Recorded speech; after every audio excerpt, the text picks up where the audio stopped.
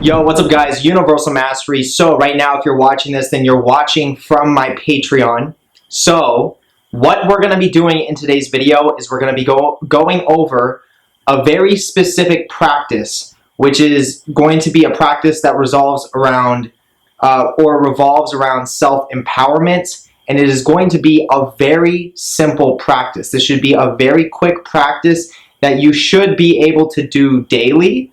If not daily, do it as often as you can. This is going to be one of those practices that is going to be all-encompassing, meaning it's going to literally target different energy centers on your body. It's going to target different influences and different aspects of your life, of your character, of your personality, of your awareness, all things of that nature. It's gonna specifically focus on different aspects of who you are. So you could think of you know how every planet has a specific influence to it. You know how certain spirits are attributed to certain planets and they have their own, you could say they have their own intelligence, they have their own consciousness, so a spirit can act in a certain way, do certain things. You can literally call it a certain name. And if it's attributed to a specific planet, usually the things that it's going to be doing are going to be directly attributed to that planet. So it's going to revolve around things that, for example, like if it's a spirit that's attributed to Venus, then the spirit most likely is going to have a lot to do with bringing abundance.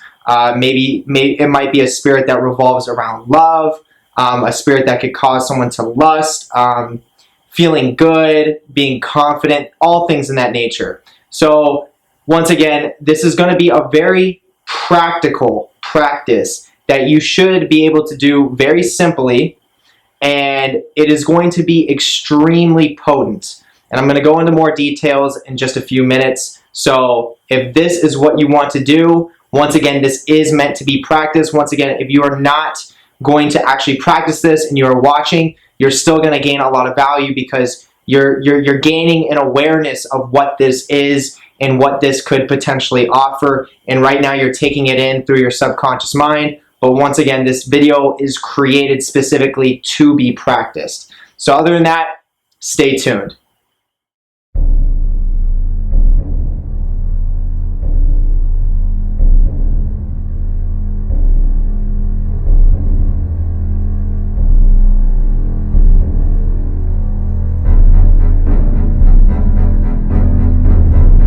All right, so going right into it. So once again, as I said, I want to create a little bit of a context of why this is going to be so powerful, and I also want to give credit where credit is due, because I'm all about being honest, and I'm all about if someone shares something with me, or if I learn something from somebody, and then I'm going to share something that has to do with what I learned from that person, I want to make sure that credit is due.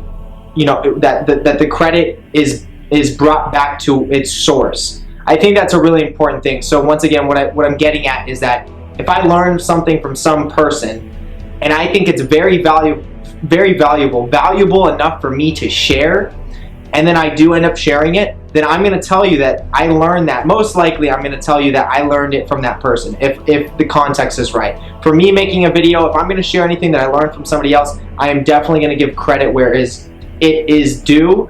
And I definitely want to give credit to Michael W. Ford, just like the other video that I have with the Circle of the Dragon. I learned that from one of his books. For those of you that don't know Michael W. Ford, you can look him up. He is a well-known author in the occult field, and he's been doing, let's just say, he's been doing this for a while. Okay, so he knows what he's talking about. I personally practiced some of his workings when I first started my magical path. He was one of the people that I was learning from over the internet. Like I would go through his YouTube channel, I would read some of his books. Basically what I'm saying is that the spirits that I work with led me to his work, so that showed me a big sign that his work was very credible.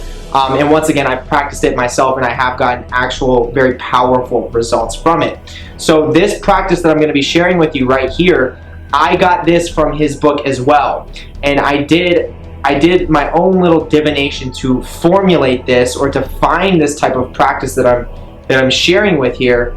And I found it to be, I found it in his book, and I also found it to be very useful for my own practices. And to be honest, I don't remember the exact book it was that I read about this practice in his book. I can't tell you the name of the book, but it was one of his more popular books. That's all I can really tell you right now.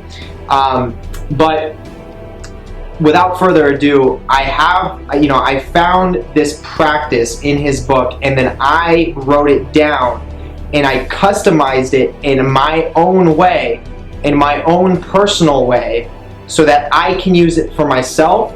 And I personally, I will almost do this daily. So it depends on where I'm at. We all go through different, transformations. We go through different changes in our life, and there's going to be time frames in your day-to-day life where you are going to have nothing but time on your hands, and you're just going to feel magically inclined. What I mean by that is you're going to feel just this urge to want to create. You're going to feel this urge to want to meditate. You're going to feel this urge to want to do magic workings and things in that nature, and experiment with yourself, with your psyche, with the spirits around you. See how powerful you can make yourself. All things in that nature. Then on the other end, there's going to be times where you get really busy with mundane life, where you get really busy with what's going on in your day-to-day life. You get busy with maybe your business. You get busy with your 9-to-5 job. You get busy with a certain relationship. You get busy with taking care of things around the house, and you just don't have the time to do it daily. And that's fine. It is fine. There are cycles to it, but you want to try and do this when you do have that free time. When you realize, okay, now I'm just sitting down, I have a bunch of free time. What can I do right now? Should I go on Netflix? Should I watch YouTube videos? Should I do whatever it is? Take that moment to realize this is a great time to do this practice right here. Okay, so the reason why this practice is so powerful is because it's specifically, it's these chants that are specifically designed to call on different energetic spirits that directly attribute with, you could say, the chakras. Okay, so I'm a firm believer that you can dissolve the chakras, and I truly believe that's true. To go into the deep science of it is kind of hard to explain that on a deep scientific level. But the best way I can explain it is that when you work on yourself enough, you get to a point where it's kind of like when you hear a guru or you hear somebody talk about, oh, they've reached a level of enlightenment where they're able to drop mind.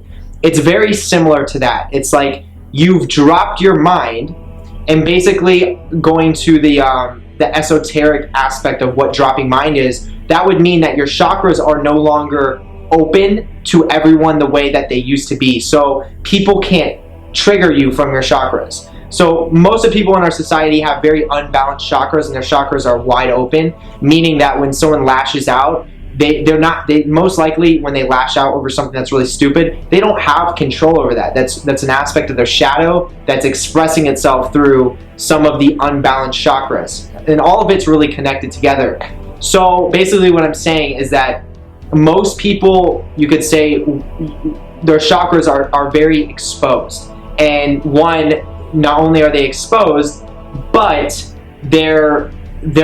most people aren't working on balancing their chakras. So they're very out of balance. So people can get triggered very easily. And for someone that can get triggered over something stupid very easily, then obviously they haven't dropped mind. They have not dissolved their chakras, because they're still letting the imbalanced chakra trigger itself to a point where they can't control it, and then they're lashing out. When they lash out, what's really going on, if you want to talk about a real spiritual, tactical, you could say, bring it to like a warfare level, like when people lash out, they're doing it because it's a primordial response to, hey, look, I don't agree with you, fuck off, or this is what I believe in, like, who do you think you are, I'm smarter than you, and it's literally a primordial defense mechanism.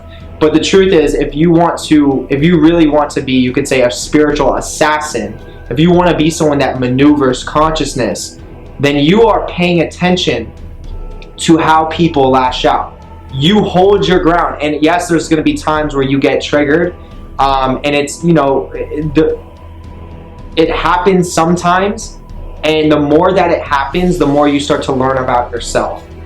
It's a form of integrating the shadow, But to be, you could say, a spiritual assassin, or to be someone that maneuvers through consciousness with a ninja type of skill, that is someone that will literally pay attention to somebody that is triggered, and they will hold their ground. They will realize on a deeper, wider perspective of what's happening, and they will be paying attention to what is it that they are lashing out on, and what chakra is that coming from where there is the imbalance. Because in reality, if I stay silent and I don't like you, and you lash out on me and you try to project on me, and I see how you lash out, and I see that you don't have that control, then I know exactly how to destroy you. And that's just a fact. It literally is just a fact. But that was just a small tangent right there. So when you see people that have reached a level of, they've dropped mind and they're still pursuing their day-to-day life goals, and they still have a purpose, because there are people, and I'll make a whole video on this another time, there are people that drop mind and then they kind of just float around, and they stop pursuing their goals because they feel like that was the ultimate goal of life, was to drop mind and essentially dissolve the chakras, and then realize that you've stepped above it. That's not the end goal. You want to continue moving forward. That is part of the process of formation into the diamond, or into the black diamond, depending on whichever path that you're walking. Yeah, so you always want to keep growing, and you will eventually, if you're doing it right, you will eventually hit a point of dropping mind, where you've dissolved your chakras. You don't let it trigger you the way that most people do. You have more self-control over your mind, your body, your spirit, all of those things. And then you see things from a third perspective. Like literally, it's like you're viewing reality from your higher self's perspective. So it's a very important thing to do, and you can expect that as long as you're actually doing the work. So this practice that I'm giving you is directly going to work on the chakras, to the level where you will eventually be able to develop that ability of dropping mind. Now, I can't tell you exactly a direct time frame of when that would happen for you. It's all going to depend on how serious you're taking it. But basically, the main purpose of what this practice will do for you is it will start to put things in motion. Okay, so it will start to make sure that your external reality starts to bring more situations that will cause you to strengthen your chakras. And if you have already reached the level of dissolving your chakras like myself, I still do this, and it still gives massive rewards. So when you dissolve your chakras, that doesn't mean you don't have energy centers anymore. It just means that you have a more focused and targeted energy center. Now, I wish I could be a little more scientific with this and explain it to you guys that way, but honestly, I haven't gotten there yet. I can't do that.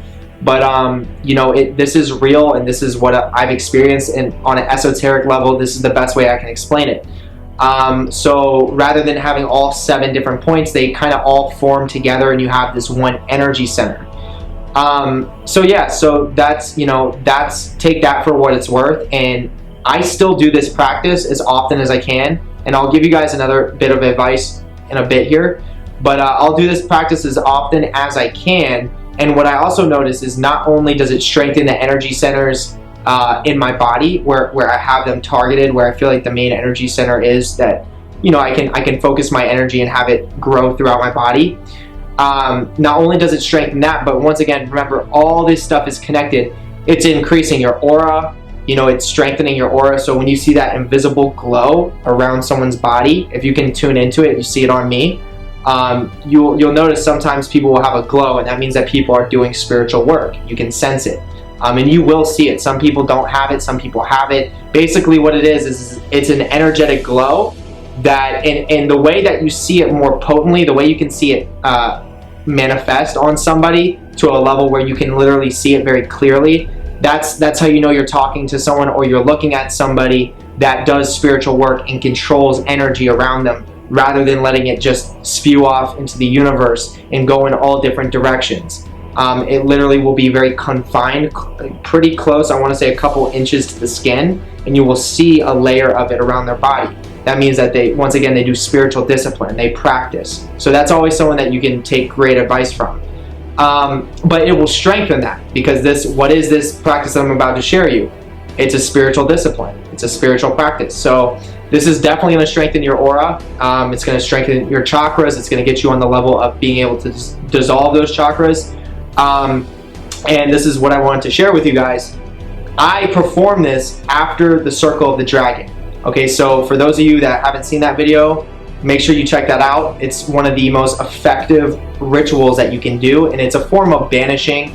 And basically what I mean by banishing is not what maybe the average person may think, where it's like, I need to do this to get rid of certain energy. I do it in the aspect of when I perform that banishing ritual, casting the Circle of the Dragon. That's literally just what I call it.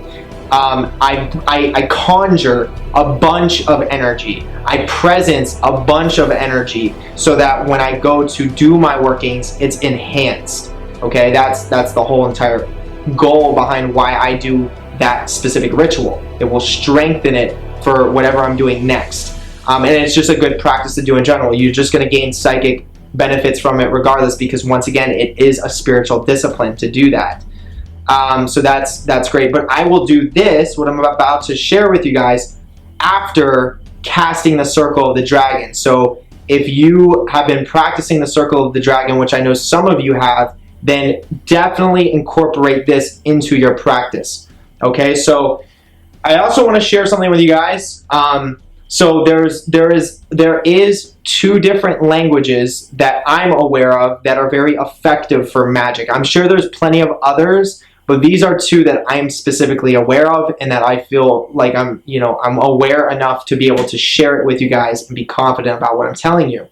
And this is true, and the reason why these 2 languages that I'm about to share with you are so potent is because the gematria to the language, meaning the numerological code of each letter adding up to a specific number, the code for these 2 languages that I'm about to share with you are some of the most authentic codes. You could say the most authentic primal source types of codes, meaning that these languages are very root-based.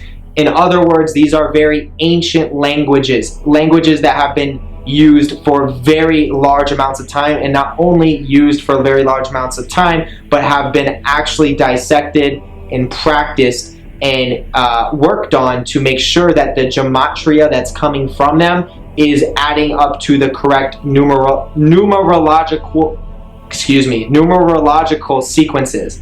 Tongue twister, sorry about that. But I hope you get what I'm saying here. So those 2 languages are Hebrew and Latin. Okay, so those are the 2 languages of the divine. You can literally say that. So what I'm getting at, and I'm going to share this with you, this is a very powerful tool to add to your belt. You can create any magical working that you please, that you feel like will be accorded to you. And however you decide to create that magical working, if you're going to add some form of chants, if you're going to add some form of writing to it, some form of speaking that you want to write down so you make sure you're speaking the right words, use the languages Latin or Hebrew to do that. Personally, I use Latin. Okay? That's just a little bit of advice that I want to give you. So you can literally go on your Google translation and you can type in whatever you want to say and then type it in and translate it to Latin so that it comes out, and then write it out like that. And you can create your own chants. You can create your own self-empowerments. Okay, so I do that for a lot of my workings, especially according to my higher self. I will create my own based off what I know of myself. Like, I know myself, so I know what types of energies that I jibe with. I know what types of energies I'm really close with. I know what types of energies that I want to be more of. I know like what I want to become. And I know what I'm trying to create for myself. So I will use Latin, and I will use Latin chants that I create myself to revolve around what it is that I want to become. And I will do a spiritual discipline practice and, read off those chants. And those chants on a subconscious and unconscious level start to program itself into my being. And, it's not only that, it's specifically calling out to other different spirits and energies that revolve or resonate with that type of what I'm trying to become, that type of chant that I have written out, not that I'm chanting. and they will be drawn towards me as well, and then further help me on my path to transformation. So that's just a fact. You guys can do that. Those two languages are very powerful. Okay, you can also use English if you want, but once again, you're gonna get more powerful results if you do Latin or Hebrew, and this is just a fact based off the gematria. But yeah, okay, so here we have this. I'm on the page right now where I have my writings of the practice that I want to share with you. Now, I'm about to just go right into it and share with you the practice, the spiritual practice. But before that, I want to say that you can add in, once again, with the tool that I just gave you, with creating your own ritual, essentially creating your own chants. You can add in your own chants to this practice that I'm about to share with you. So leading up to this practice, you can say certain things that are going to be empowering for yourself. So for example, on my page right here, the first sentence that I have says, I am the Yidionium, and then the name of my higher self. Okay, so I am the Yidionium, then the name of my higher self. And what that means is I am the wizard, and then the name of my higher self next to it. So that was not meant to be attributed to this practice that I got from the book, but I added that in. So you can add your own chants, like I am this. And basically, remember, what you're doing is you're calling out to different spirits around you. You're calling out to your guides. You're calling out to different energies that reside with what it is that you're saying. And you're also speaking directly to your higher self. Okay? So a lot of this, it has everything to do with your higher self, has everything to do with spirits around you, your guides, different spirits in general. Like, there's so many energies out there. There's so much potential out there that we are not necessarily aware of, that can come to our aid, that can come and help us, even on a level from angels to demons. Like, you just don't know what's going to come. You know what I mean? And a lot of times you will know what will come, but you don't know if that's the only thing that's going to come with it. So I just want to share that. So now going into the practice that I'm going to be sharing with you. So it's going to go over 7 different chants. And these are going to be specific chants that you want to say 7 times each. Start with saying these 7 times each. And once again, 7 correlating to the different 7 chakras. And then the gematria for these chants is going to be essentially what was called in Michael W. Ford's book as a demonic tongue. So these were specifically created by him using a specific alphabet, I believe using one of those divine languages that I was sharing with you. I'm not 100% correct if he used one of those languages, or at least I don't want to say that because I'm not 100% sure on that one. But he created these chants, and he broke down the gematria for every single chant so that they add up to a specific number that is directly supposed to influence the self, and that's the specific spirit that needs to empower yourself through that specific chakra that it's meant to work on, or once again, the specific energy center that you want to work on. So the first one, once again, what I have is I say these 7 times each. Personally, when I do it, I will say it at least 7 times each. Sometimes if I feel drawn to say it longer, because sometimes I'll start saying these chants and then I'll start envisioning things. I'll start seeing things around me, and I'll start like kind of using my willpower, just literally performing a ritual with this practice. So if that starts happening, then let it happen and actually create something. You can create things by visualizing certain things. You don't want to question it too much. Sometimes you'll get into a state of mind, you'll feel energy start to move through you, and you'll start just imagining these wonderful things, or whatever things you start to create. Kind of let that come through, let that happen, because a lot of times it can bring amazing things that you may not be aware of. And if you are aware of what you're seeing and what you're creating, then you can just put energy into that. Don't let this number 7 throw you off from that. So if I'm saying in my mind, I only have to say it 7 times, I only got to say it 7 times, then I'm shutting my creative mind off from envisioning things. So once again, my reference and my advice to you is say it at least 7 times. If you want to say it 7 times, that's fine. You're definitely going to get results regardless, but remember, the more you say it, the more you can add a vibration to your voice when you say these chants, the more powerful and resonant they are going to become, because you are adding a vibrational strength to these chants. And within the vibrations in the voice, there's gematria that's added to that as well. So this is all really potent if you can apply this. So the first chant, and what I'm going to do, guys, before I tell you these, the first chant and all these chants, I'm going to have them written down in my Patreon so that you don't have to get your notebooks and write it down from what I'm saying, because it can kind of be hard. I'm going to write them down so that you can see them on my Patreon, so that you can copy them and you know, perform this yourself. So definitely, by the time this video is up, you will see them written down on my Patreon. Make sure you look for that when it comes time for you to do this yourself. Okay, but I'm going to read this out loud and I'm going to show you what this is like. So the first one is, the first chant is going to be Bit tu illy da be boo. Bit tu illy da be boo. Bit tu illy da be boo. Bit tu illy da be boo. Bit tu illy da be boo. Bit tu illy da be boo. Bit tu illy da be boo. Bit tu illy da be boo. Bit tu illy da be boo. Okay? That's the first one. Now, personally, what I will also incorporate with this myself is I will use a wand. So I have my own wand. It was actually given to me. So it was pretty much brought to me by the spirits, because it came through someone. My mom actually got it for me out of the complete blue. I mean, she usually doesn't get me things in that nature. My mom's spiritual, but to give me a wand was very out of character of her. And regardless, she got me it, and I definitely could sense when she gave it to me that she was influenced by something else. I personally think it was Hecate that influenced her to give me that wand, but you know, I have the wand and I will incorporate it in this practice. So now the next chant is Kalbatu ilima is I too. Kalbatu ilima is I too. Kalbatu ilima is I too. Kalbatu ilima is I too. Kalbatu ilima is I too. Kalbatu ilima is I too.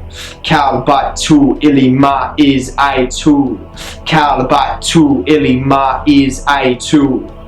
Ooh, and I can literally see spirit manifesting right next to the camera, right where the reflection. If you guys could see where I'm looking at, there's like a reflective, what do you call it? It's like a glass that's got it looks reflective from the inside because it's nighttime and you can see this light. And I literally just seen a spirit while I was doing that manifest right there, kind of like in a shadowy form. This is a very potent. What I'm sharing with you guys here is very potent. This is very powerful. And once again, if you can add that vibration in, you say it with rhythm, you say it as you chant. It may be uncomfortable at first. I'm seeing the spirit manifest again. It may be uncomfortable at first, but you will become better and better and better at it. And I do want to share with you, there has been times where I've done this and I have been completely possessed. Like actually very recently, and I've been possessed before. And it's a very fascinating thing for myself, because when a lot of the times when I've been possessed, I've been very, and when I say possessed, I mean when you do an invocation, a spirit enters you, you can get possessed pretty easily. I've been possessed many times if that's the case, but when I say possessed, I mean to a point where my voice completely changes. Very similar to what you would see in the movies. Like when you see scary movies and when someone's voice completely changes, like very similar to that. And when I say it's not a forced thing, like I'm not doing that because I'm not trying to force it. When I'm telling you that it naturally will change and that something in my mind, like I will feel the shift in my throat, and I will feel something that is doing it. Like I can feel that my voice is going to change and there's something speaking through me, and then I will let it happen. It's a little bit uncomfortable, but then you get it. And if you guys want to know what that sounds like, the best way I can explain it is if you ever have watched the newer movies of Batman, you know how Batman has that very low voice when he talks. That's exactly what it sounds like. like when he's whispering to somebody, he's got his mask on, and he's like, "Hey."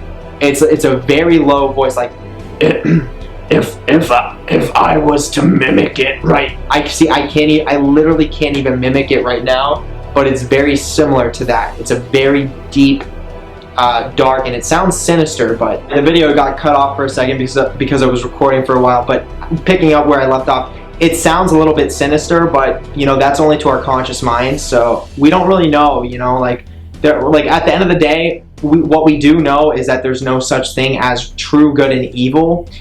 And for all that we know is, like, you know, even though it sounds kind of creepy and it sounds scary, like you could make very quick judgments of like, oh yeah, it's because they're evil. The truth is like, you know, what if it's probably, I mean, these are ancient spirits we're working with here. It's definitely not something human, right? Not fully human like we are. So it's not going to sound like we are. And especially if it's something extremely ancient, extremely primordial, and especially if it's coming from the depths of the abyss, it's gonna sound like something that's, you know, that's intense, something that will shock your system, because you're essentially speaking to a spirit of darkness, an ancient spirit of darkness. I mean, if you leave Earth, I don't want to go too much of a side tangent, but if you leave Earth, what's the first thing that you're seeing?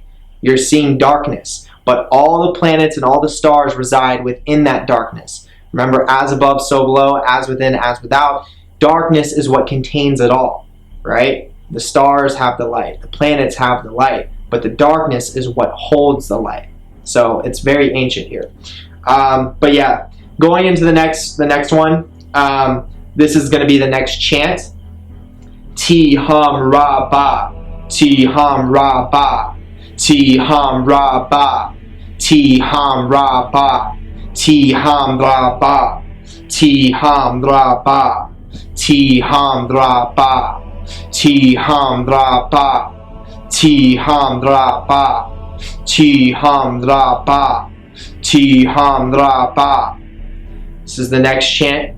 Ze bi bu, ze bi bu, ze bi bu, ze bi bu, ze bi bu, ze bi bu, ze bi bu, ze bi bu, ze bi bu, ze bi bu. This is the next chant. Bat nu bar I hu, bat nu bar I hu, bat nu bar I hu, bat nu bar I hu, bat nu bar I hu, bat nu bar I hu, bat nu bar I hu, bat nu bar I hu, bat nu bar I hu. Oof. Another thing is, when I tend to do this, because energy is coming through my body, very powerful, potent, cleansing energy, I will oftentimes get like gas that will come up, usually in the form of burps for myself, like something is speeding up my digestion. You may experience very similar things, but that's very common for me. I will feel like almost every time I do this, I will have some form of feeling like I need to burp. And to give you guys a context, the last time I ate was probably like, I want to say like 3 or 4 hours ago. So typically I would never burp, but once again, when you bring these really powerful, potent energies into your body, it speeds things up. It heals your body. It's cleansing, and that, you know, a burp just came up, and that happens to me like every time. So I'm gonna say that chant I was just on one more time. Bat nu bar I hu. All right, here's the next one. Su le tu du sab ari ra az ima. Su le tu du sab ari ra az ima. Su le tu du sab ari ra az ima. Su le tu du sab ari ra az ima. Su le tu du sab ari ra az ima. Su le tu du sab ari ra az ima. Su le tu du sab ari ra az ima. Su le tu du sab ari ra az ima. Su le tu du sab ari ra az ima. Su le tu du sab ari ra az ima. Here's the last one. Tu ne nuist ami lahu. Tu ne nuist ami lahu. Tu ne nuis amilahu. Tu ne nuis amilahu. Tu ne nuis amilahu. Tu ne nuis amilahu. Tu ne nuis amilahu. Tu ne nuis amilahu. Tu ne nuis amilahu. Tu ne nuis amilahu. Alright, so okay, that was the last one. So during that process of me reading over these, I'm feeling the changes. I'm feeling the energy course through my body. I'm getting the chills. I don't know if you guys could see it on the camera, but I was getting the chills for some of them. I'm seeing spirits manifest, not not in depth, not like in detail faces, but I'm seeing energetic presences. I'm literally seeing like orbs of darkness that are coming around, forming around, going this way, lifting up. And as you see, when I'm reading these chants, my hand is kind of going in all directions. I'm not guiding it consciously. I'm letting my subconscious and unconscious do it. I'm doing what feels right, and you know, if I feel like my hand wants to move in certain directions, then I will let it move in certain directions, because a lot of times you can open up gateways like that, or you can open up certain portals that need to be open to further the strength of the practice. So that's just another bit of advice right there. But yeah, that's gonna wrap it up, guys. So on my book, I have some other written down chants that I have according to my higher self, according to my ancestors, just because that's the way that I created it for myself. Once again, you can add in your own chants. You have the knowledge that you need now of the two divine languages, one being Hebrew and Latin. Do not forget that. So once again, I'm actually going to mention that on the post that has this practice, all the 7 chants that you need. I'm going to put at the top the divine languages, Latin and Hebrew, just so you know. And then I'm going to put the chants that I just read off on there. Okay, it's going to be on the post on Patreon, so you don't have to sit here and try and write down what I'm saying, because it's not like our English language. So you're not going to know off the top of your head, and I'm not going to sit here and spell everything for you. I'll just write it down. Be a lot more effective. But other than that, guys, once again, I perform this as often as I can.